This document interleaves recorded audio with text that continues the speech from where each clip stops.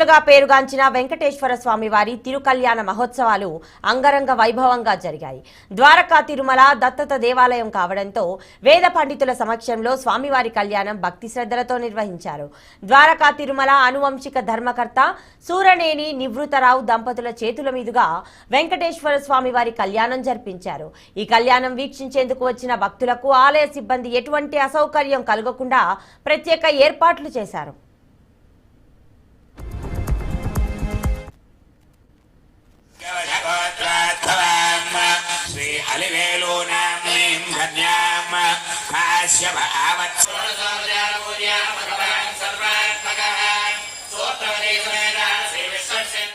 సమేత వెంకటేశ్వర స్వామి వారి కళ్యాణం మనం ప్రతి సంవత్సరము కూడా ఈ మాఘమాసంలో శుద్ధ చతుర్దశి నాడు మనం జరుపుకుంటున్నాము.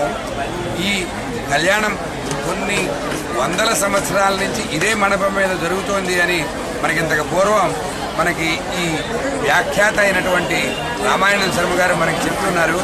ఈ కళ్యాణ మండపం మీద వెనకాల ఒక శాసనం రాసి ఉన్నది. దాన్ని అనుసరించి ఇది శాలివాహన శకంలో ఇది జరిగిందని, ఇది 700 సంవత్సరాల పూర్వం నుంచి కూడా ఇక్కడ స్వామివారి కళ్యాణం జరుగుతోందని మనకి తెలుస్తోంది. మేము నాకు తెలియని కాలం నుంచి కూడా ద్వారకా తిరుమల నుంచి అర్చక స్వాములు వచ్చి ప్రతి సంవత్సరము కూడా ఇక్కడ కళ్యాణం నిర్వహించడం అనేది నా పూర్వం నుంచి కూడా జరుగుతోంది. నేను ఇది 45వ సంవత్సరం ఇక్కడికి వచ్చి స్వామివారి దగ్గర ఈ కళ్యాణం నిర్వహించడం. ఇదే విధంగా ఇంకా ముందు కూడా స్వామివారిని ఈ కళ్యాణం నిర్వహిస్తూ స్వామివారి దయ వలన ఈ గ్రామము, ఈ గ్రామంలో ఉండేటువంటి ప్రజలు, జమీందారులు, అలాగే అర్చకులు, పాచకులు, పరిచారకులు అందరూ కూడా ఇక్కడ ప్రశాంత జీవనం గడిపి ఆనంద